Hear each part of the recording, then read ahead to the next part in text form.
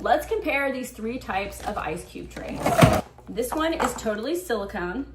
This one is a hybrid. It's got hard plastic and then silicone on the bottom and with a lid. And this one is just totally hard plastic. I guess the general one that people use, the old school type, you can see the bad thing about this is that because you have to go like this to get it cracked, the plastic is just gonna crack over time. Also, I find that it's always coming out in pieces. It's harder for me to get a whole piece. And so I end up with, what happens, there's a piece, but I end up with a lot of little crumbs left in the bottom, and that's not a big deal, but that is the downfall. These are also the largest ones and they take up the most space and they also can tip.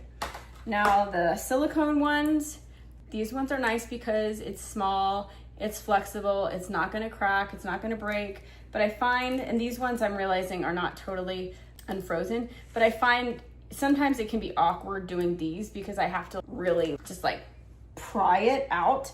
Just certain ones, it can be a little bit more difficult to get out, and because it is more flexible, that when you have water in it, it might tilt or bend a little bit. But I see this one lasting a long time.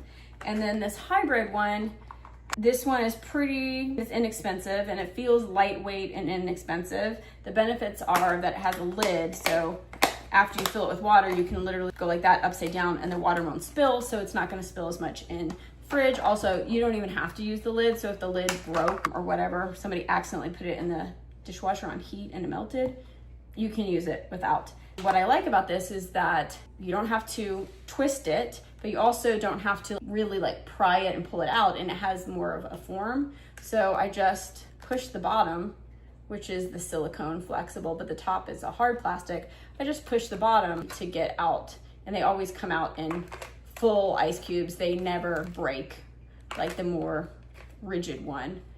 The only thing with this one is that, well, and it's all of them would probably benefit from this.